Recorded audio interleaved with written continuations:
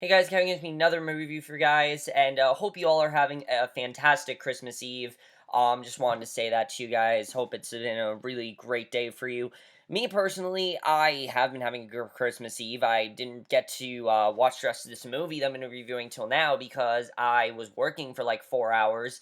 And then luckily I was able to finally finish this movie. I did start it last night, but I didn't finish it till now just because I knew I wasn't going to finish it last night. I wanted to go to bed, and that movie I'm reviewing is by far one of my most anticipated movies for the rest of the year. I was really looking forward to this movie, and finally I've seen it, and that movie is, sorry guys, my name tag for Target's right here, if you guys noticed that. But that movie is The Danish Girl. The Danish Girl is a film I've really been looking forward to for a while. There have been many interesting things I've heard about. Those trailers, man, I mean, those trailers are among some of the best trailers I've seen of any movie this year. Really incredible trailers for The Danish Girl. I was really hoping this was going to be a great movie. However, I was a bit, kind of worried going into it because I've heard the movie itself is kind of disappointing and isn't as great as, you think it's going to be.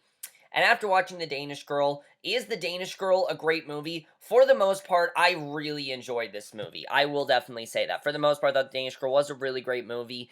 It's not perfect though, and I do feel that it actually is a bit weaker than Eddie Redmayne's movie last year, The Theory of Everything, and very much resembles a lot of the problems I had with that movie in this, and we'll get into that. Now let's get to the plot of The Danish Girl, which the plot is one of the things that intrigue me the most because the plot is not only very relevant for today's standards, but also is just a very complex plot in general.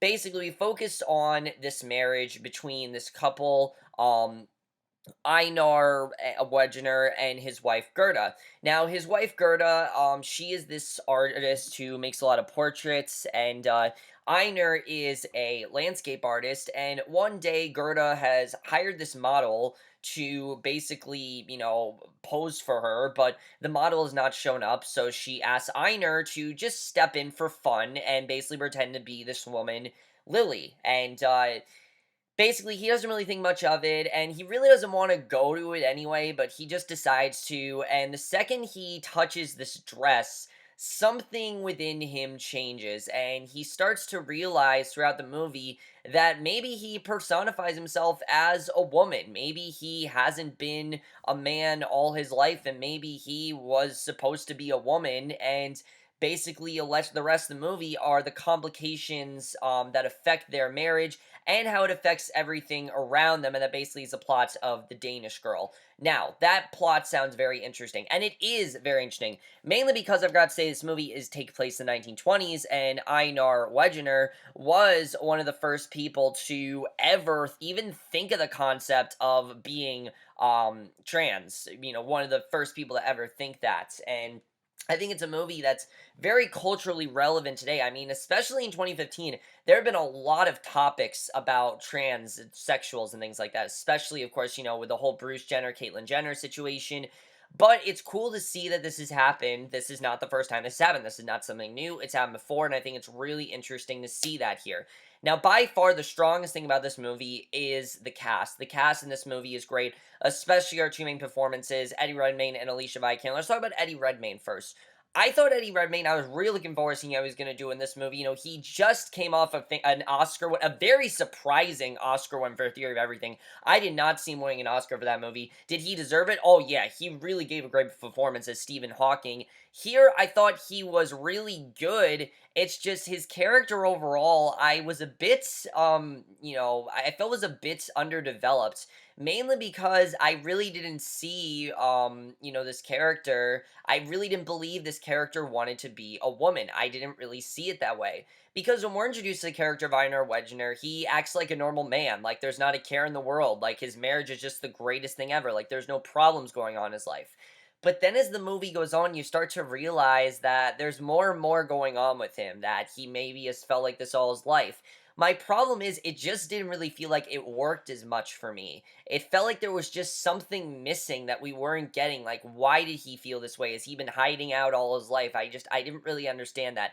However, I really felt the emotion Eddie Redmayne really sold as this character. There are several scenes of Einar just feeling like a woman. There's a scene where literally he strips off all of his clothes and hides, everything that makes him a man to make himself look more like a woman. It's a very powerful scene. It's a scene that a lot of people are probably gonna be a little grossed out by, honestly. They probably are, but I thought it was a very powerful scene. I think he did a very good job with it. Does he deserve an Oscar? I don't know. I really don't know. I will definitely say that I really did believe when he eventually turns into Lily and acted like her, I really believe that he was a woman and that he didn't want to be a woman. And this movie really does get strong for him once he decides to completely just abandon the identity of Einar Wegener. I mean, it's very powerful stuff. You really do feel for this character. I will say that. It's just a lot of the things we find out about Einar really didn't fit with, I'd say, like the first 20 minutes of this movie before he actually touched that dress. It just didn't really work as well for me as I wanted to, but I do feel Eddie Redmayne did a really great job in this role and definitely does deserve to get credentials and nomination. I really hope he doesn't win, though. I will definitely say that I did feel his performance as Stephen Hawking was just a bit stronger. It requires more out of an actor, and it's not like Lily didn't require more of an actor, and very much like Theory of Everything, a lot of what works so well in this movie are silent moments that Redmayne just does so well. He's a very visual actor. This is a guy that, his facial expression, she just does a very good job with that. That's something that has always worked very well for Eddie Redmayne. Back even as far as Les Mis, which I just rewatched that in my chorus class. He's incredible in that film. But the thing that I thought worked best for him in here were the facial expressions and the way the way the character really acted, things like that. I did feel, like I said, his performance as Stephen Hawking was just that much stronger compared to the performance in The Danish Girl. Now, Alicia Vikander, I thought was by far steals the show in this movie. I mean, what a year she has had. She has had some incredible films, Ex Machina, and now this movie. I don't think her performance in this is actually, yeah, I do think her performance is just as strong as it was in Ex Machina. If anything, Alicia Vikander is the thing that needs to be credited the most. She definitely, if she wins, I would not be upset because she definitely deserves to win as Gerda Wegener. The thing about Gerda Wegener and why I think she's a much better character than our main character Einar, and it's not that Einar's not a bad character. I think the character of Einar, who was eventually Lily, is a very good character. It's just I believed a lot more what was going on with Gerda than what was going on with Lily. With Gerda, she obviously is very confused throughout most of this movie. Suddenly her husband just wants to act more like Lily. And at first she thinks it's just like he's getting into pretending to be Lily. But then things just start to go wrong. Everywhere they go, he wants to be Lily. Every time, there's a conversation that comes up, he wants to be Lily. It's a very confusing situation for her, especially in a time when this wasn't common. Men just didn't do this. Men didn't think, oh, maybe I could be a woman. Maybe they would jokingly say it, but nothing like this. This never happened before. So this is something that clearly Gerda has never seen before and doesn't fully understand what's going on. I really think she did a great job. And something I loved about her character the most is that the movie is not just about Lily. It's just as much about Gerda as it is about Lily. A big part of this movie is Gerda's struggle with understanding her husband and understanding that her husband doesn't want to be her husband anymore. He wants to be a woman. And the fact that he still does want her in his life. That's something I love the most about these two characters. Despite the conflict they're going through, they still do want each other in each other's life. They really do. And a lot of the movie is, can these two still be married even though this huge change going on? And can Gerda accept that? And I really think Alicia Vikander just hit all of those points so well. She did an incredible job. There's this one scene towards the second half of the film, really heartbreaking, and I really like that they went a very unpredictable direction with her character, and I really think she did a great job with that. My biggest thing with this movie is the character of Hans in this movie. Matthias Schonardt's character. I really thought this character was out of place. I don't understand why his character was here. I understand that this character has known Lily and things like that, and this is someone that Einar had known. And we do find out a big twist with Hans. I just didn't really believe it. Okay, this is really what set the movie down for me, is this character of Hans. It's not that he's a bad character. To me, he's simply just a plot device. He's in the movie to create complications between Lily and Gerda. That's why he's in this movie. There's no other reason really for him to be in this movie, and I really thought he was just kind of just, it was very much like the theory of everything. The theory of everything, I think, handled it even better, because with the theory of everything, the character of Jane just couldn't be with Stephen Hawking anymore. Even though she wanted to be with him, she couldn't be in a relation with him. She had to go with someone else. That, I think, they handled it a lot better. Here, we do find out something with Hans and Einar that happened years ago, and I just didn't really believe it. I know that this book that this movie is based on is fictional. Not all of the events told in this book are true. Some of it is fiction, and that really didn't seem real. A lot of that I felt they could have, cut out a bit and maybe just tell the story like it is. I would much rather see a story told like it is and not a fictional portrayal of it. And no, I'm not talking like Moby Dick and the Heart of the Sea here. That's not what I'm trying to say. I'm trying to say, when you do a biopic, you should try to make it as real as possible. And that, to me, really felt forced. A lot of that subplot really felt forced. And there's this other character, Henrik, that has eyes for Lily and doesn't know that Lily is a man, doesn't know that. And I really didn't think Ben Wishaw's character also really worked in this film as well as he could have. A lot of the supporting roles really didn't work as well. I wanted them to work, but they really didn't work as well, and they really brought this movie down. The directing by Tom Hooper. I know people complain about Tom Hooper. He does those wide shots and they just don't really work. Here, I thought it worked very well just because of how psychological this was. I mean, a lot of these scenes, some of my favorite scenes in this movie are in complete silence. They're simply just him looking in a mirror and observing women, seeing how women act, how they talk, how they, look at themselves and how different they are from men. It's just something that intrigues this character. And I really love seeing that. I think his direction here was overall really great, and I definitely think he did a very good job. There were a couple spots in this movie, though, where I did feel the movie just got a bit pretentious and just kind of was too on the nose with some things. Like, for example, we constantly are reminded about Lily and things like that, and you can very much tell what's going to happen. Once he touches that dress, you can pretty much tell what's going to happen, that he's going to want this to happen.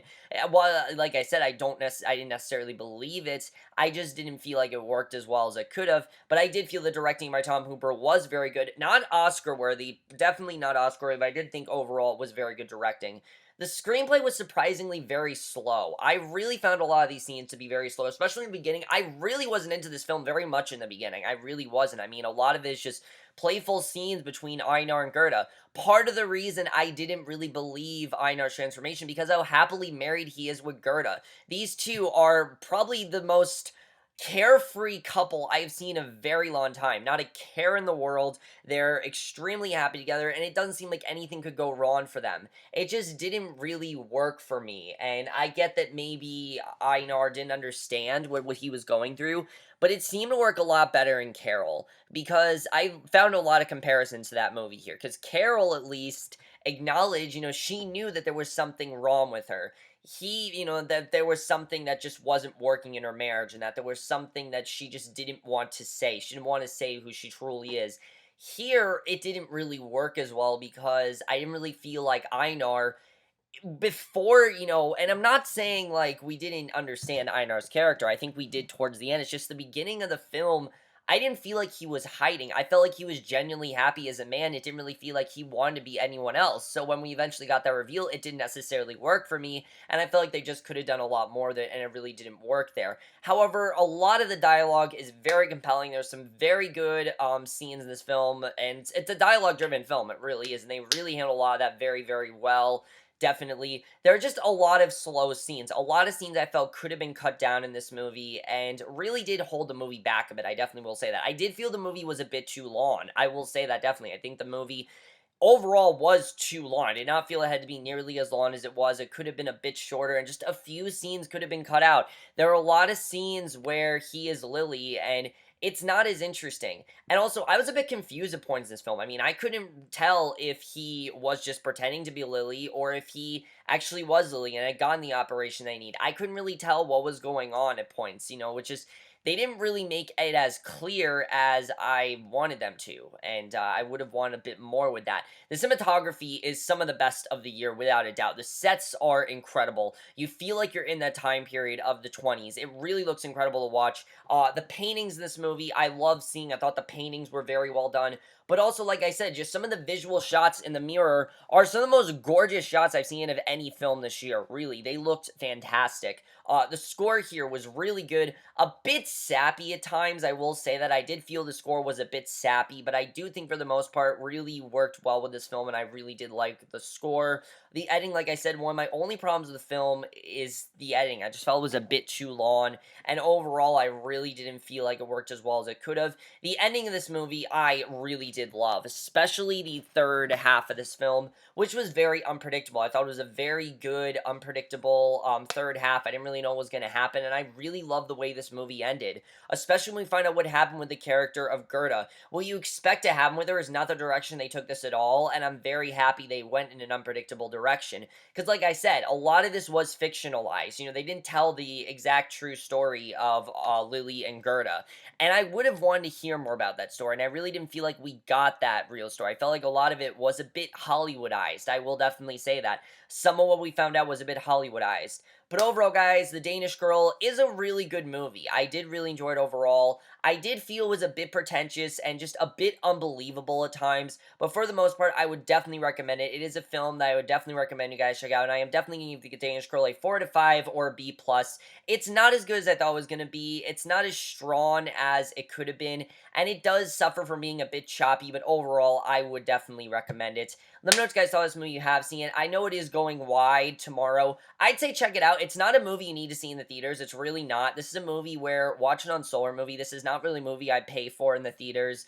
But overall, guys, I would definitely check it out. Let me know if you guys saw this movie, you have seen it. I'd love to hear your thoughts, and I will see you guys in my next video, which will be for another movie review, and we'll see you guys for that. Okay, bye.